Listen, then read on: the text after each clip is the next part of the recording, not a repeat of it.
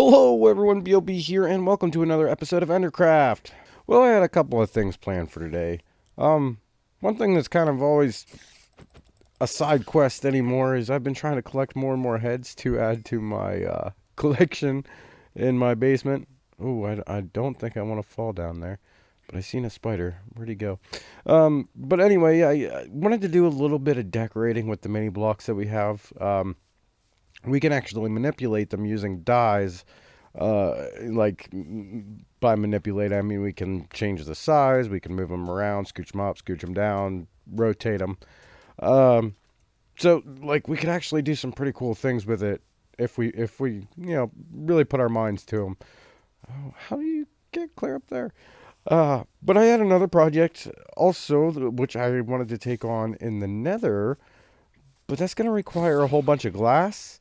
And I was kind of hoping I could trade with one of the librarians on the server for that. And, well, AG's got the only ones that I know of. And he's having some issues with his trading hall now. So I might not get to that project today. I might just go ahead and smelt up some sand to get started on it. I don't know. But as for now, I think I'm just gonna have a stroll around the server looking for mob heads, and then maybe get started on some more decorative things down in the lab. Okay, like I was saying, we can manipulate these mini blocks using different dyes. Here's just an example. If I use a white dye on it, turns it into a mini block, and then if I use black dye on it, turns it into a full size block, and then I can use a gray dye to turn it back to normal.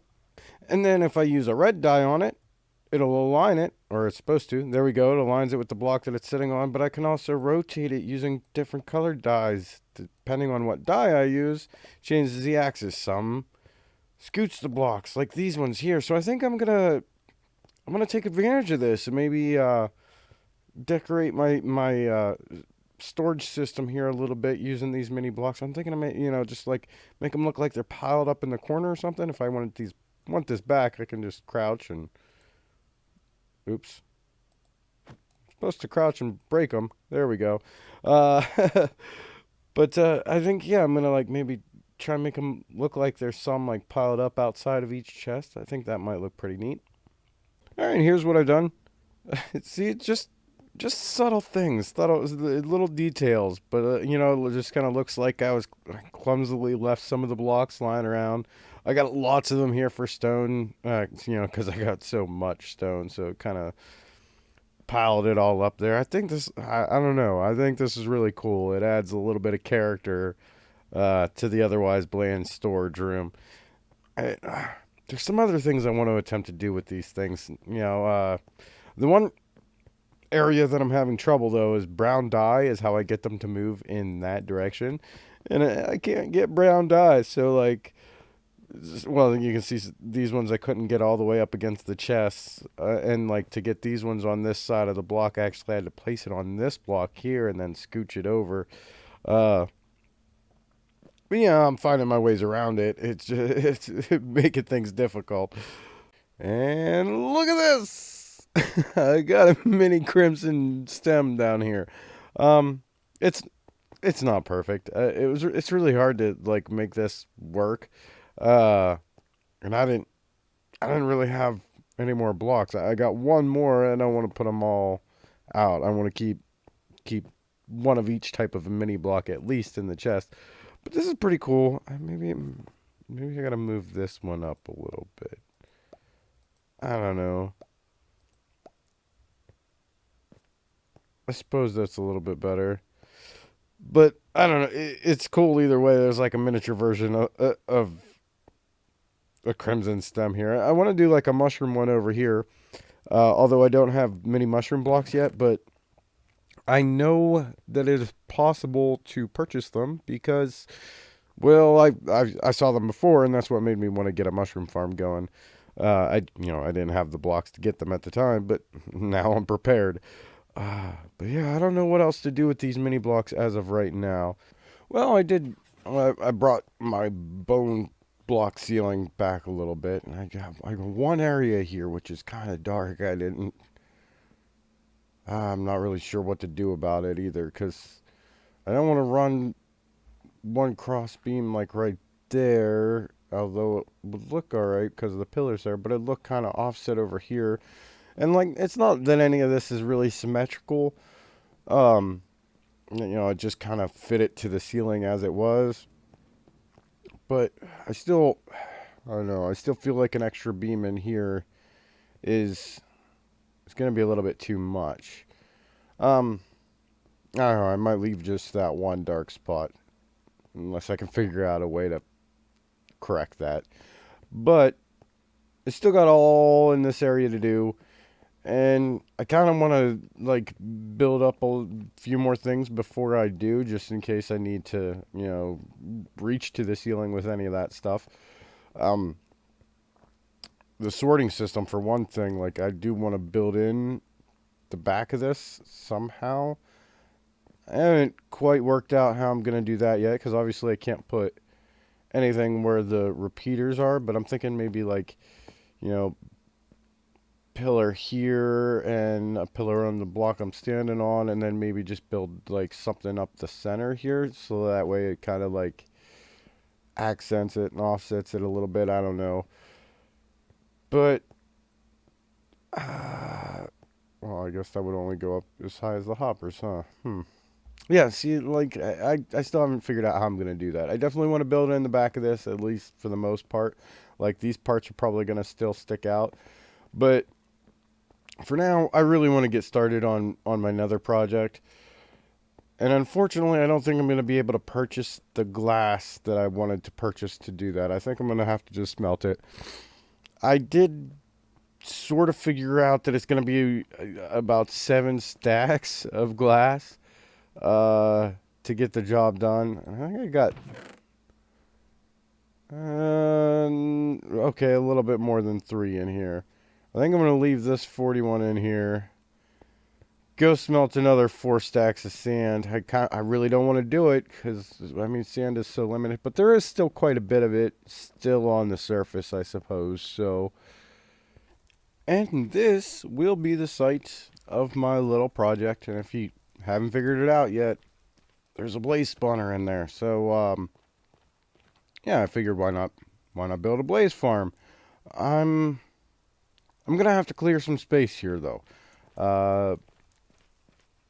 I'm going with the design that utilizes the Blazes AI to pathfind the solid blocks, meaning I'm going to have to clear away any solid blocks around this that I do not want to be there. So I guess I'll get digging. Okay, well, I do have the area mostly cleared out. I'm going to have to probably push some of these blocks back a little bit and probably go down a few layers. We want the solid blocks that I don't want the blaze to be attracted to be kind of a few blocks away from the glass balls. One thing is, I won't actually need all the glass that I have smelted. I had forgotten that this is right on our world border here, and so I really won't need to put a wall on this outside. They can't go out that way anyways, and that's right where the edge of the farm should be. So it kind of works out perfect. I can just have that open on that side and wall in the other 3 sides. Glass floor. Put in a solid block. I'm thinking over in this corner somewhere. I'll show you guys what I'm talking about as I run for materials here. Alright, this is just a creative testing world. It is nowhere near the Endercraft server. As you can tell, we don't even have this biome on the Endercraft server. But see, all this is glass block, and then there's some solid blocks in here. There's nothing special going on. It's just solid blocks. And as you can see, the blaze are pathfinding their way down in here, all on their own. So all I gotta do is stand down here and just smack them in the feet with my sword. Kills them all off. As more blaze come in, and you can watch, they'll mosey around for a few minutes, but they all want to go to those solid blocks because that's in their AI. They don't like walking on these glass blocks. They try to find solid blocks to walk on. It's not the fastest blaze farm in the world.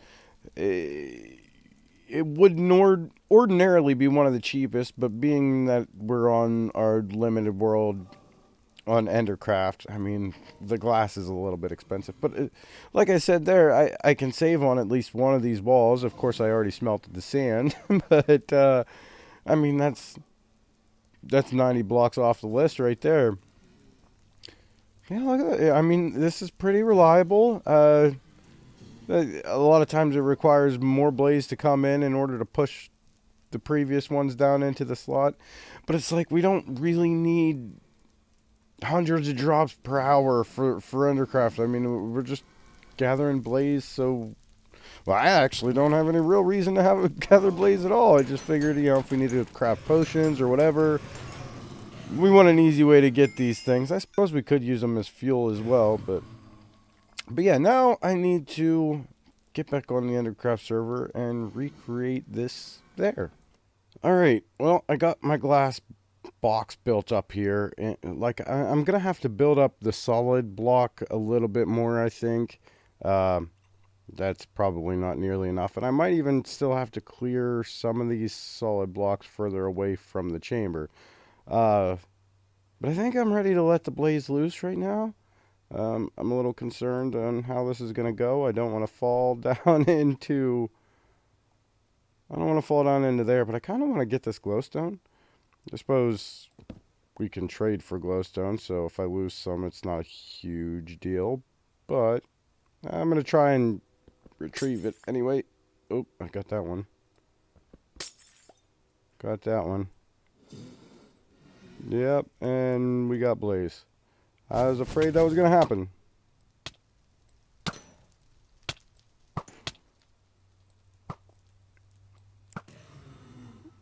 Let's go ahead and get this one out of here and that one out of... Well, we'll lose that one. I need to put 2 glass blocks on top of that so that way the blaze don't spawn on top of that.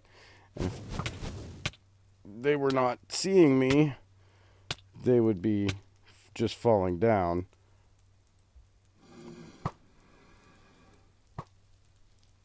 Maybe I should have put a roof on this.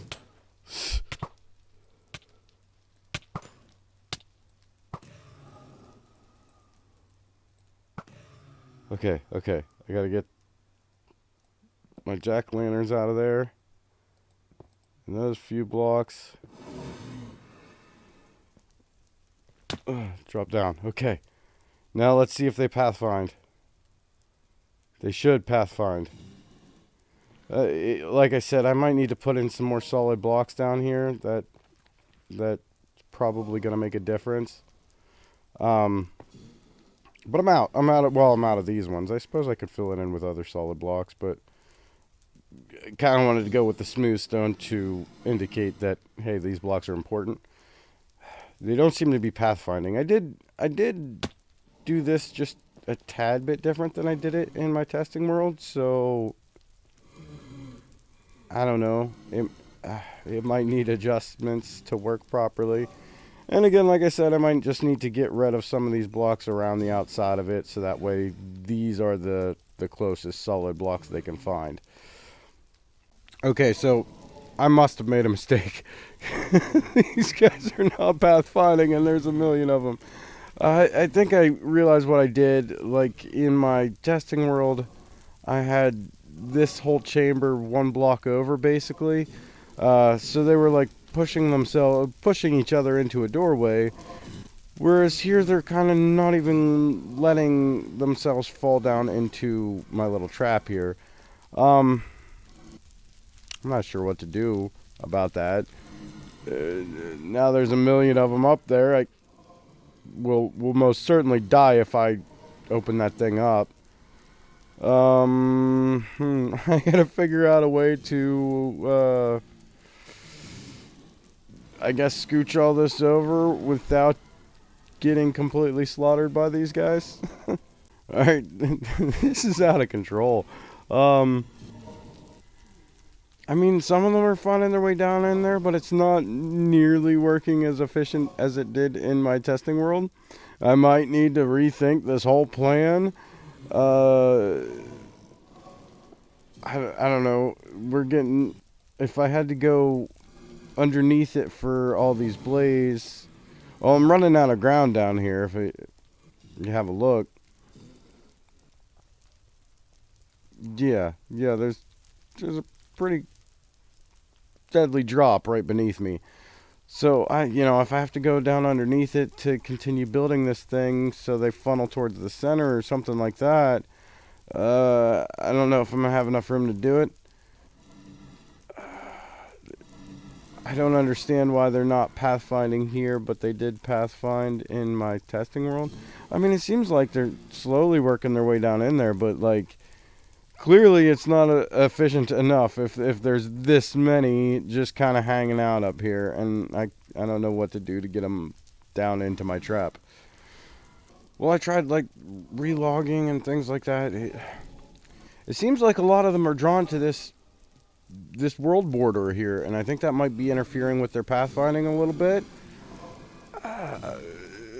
It's terrible to think about because that means this needs a whole redesign, and there's so many. I gotta deal with these guys somehow. I'm not exactly sure how I'm gonna do it.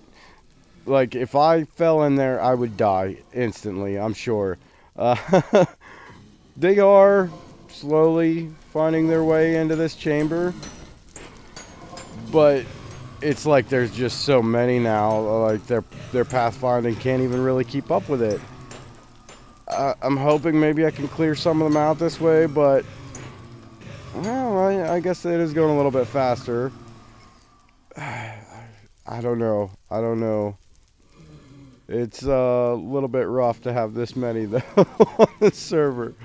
Well, I managed to just break out one block and clear away some of these guys, but based on that one's behavior right there, I would have to say that this world border is in fact, having an effect on their pathfinding, which means this farm is going to be extremely inefficient.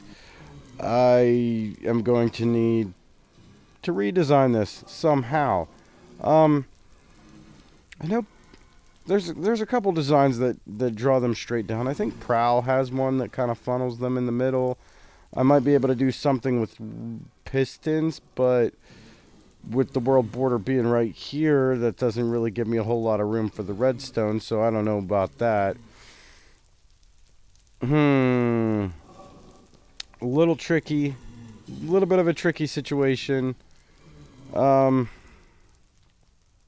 mean, I'm getting tons of blaze rods, so that's the thing. And look, I got a blaze head, so I'm happy about that. But yeah, this farm is not going to cut it, I'm afraid. So I was just thinking about what to do about this blaze farm, and I decided to come into a creative testing world and come up with something. This is extraordinarily overcomplicated. No, well, not really complicated. This is going to be a bit expensive, and it's probably overkill. But this is going to be efficient. I could funnel all those blaze down real quick. The one thing I'm going to have to worry about is I'm going to have to get a little bit creative on how to close this all in. We don't want blaze spotting us through those little cracks and stuff. But I mean, as you can see, I can make it work. Yeah, I think this would be a lot more efficient. Well, it took a little bit of time. Probably longer than it took me to build the farm to begin with, but I got it done. I was saying in my testing world that this is a little bit. It's a little bit expensive. It's quite a bit much for a blaze farm. I know you can make them work without all the bells and whistles, but you know what fun is that? But I'm gonna fire this loud thing up here. And it's funny, whenever I first got it put together, there were so many blaze in that farm. When you got down here, well, I guess you still can't. You can't hear the pistons because of all the blaze noises. But this works. This works very, very, very well. Probably even better than the pathfinding technique that I had used before. And as you can see, we got lots and lots of blaze rods. I really, I don't even have a huge need for blaze rods. I was, to be honest, I was probably more after one of their heads than I am the actual blaze rods. But we have them if we need them. Any like potion brewing. I think I do actually want to make a couple Eye of Enders and get some Ender chests, because one of my big issues when working on this project was I kept forgetting stuff back at my base, and I'd have to run all the way back there to get it. And it'd be silly things like one piston or something like, you know what I mean? Like, I don't know. Each chest probably a good idea. But I don't know. I don't know what else I might get into today. Well, one thing that isn't really a project, but AG was spending some time in the Nether, and he's been gathering up ancient debris for like everybody. And look what he gave me yesterday. So I am going to cook this stuff up, get some scraps, craft a few ingots. I'm going to convert my tools at least. I don't know if I'm going to worry about my armor just yet, because it doesn't have mending on it. So I might wait until I get some more mending books. Right now I think I have just this one left, which I will probably put on my shovel. So, yeah, I might do a little bit of upgrading right now. And if you have a look in my hotbar there, I got a few of my things switched over to netherite. I still don't, still didn't touch the armor. I doubt I don't even know if I ever will do the axe. But no, like I said, I wanted to get some more mending books before I did anything else, really. So just these tools will be fine for now. I mean, all these things have mending on them. I only did the sword because I was using it for farming the blaze, and it's got looting on it. It's only looting 2. I didn't realize. I thought it was looting 3. But at any rate, I have myself a mending sword, mending shovel, and my silk touch pickaxe. All netherite. And I did think of another project to do today. It was something I've been talking about for a couple episodes. And this looks like a pretty good spot to do it, right over here. I'm gonna build another, I'm gonna build a cobblestone generator. I mean, I have a decent amount stocked up right now, but with the way I craft redstone materials, I burn right through it. So yeah, I'm gonna create an unlimited source. And here we go. Now this is basically the same cobblestone generator I built on Labcraft. It's, well, sort of. I mean, it's a variation of an old Avomance design, but this has always been tried and true for me. I mean, it's such a fast way to get the job done, and reliable, easy to build. So there I go. No more need for crafting iron pickaxes just to gather cobblestone. I can just come here and gather it anytime I need it. And I think that's going to be about it for today. I'm not sure exactly how long this episode is going to be, but I mean, I did get quite a bit accomplished today, so I'm going to just go ahead and wrap it up here. And so, my friends, that completes today's episode of Endercraft. And of course, if you enjoyed this video, please remember to hit that like button. And if you're interested in seeing more from me, consider subscribing as well. I would like to thank each and every one of you for watching and wish you all a wonderful day.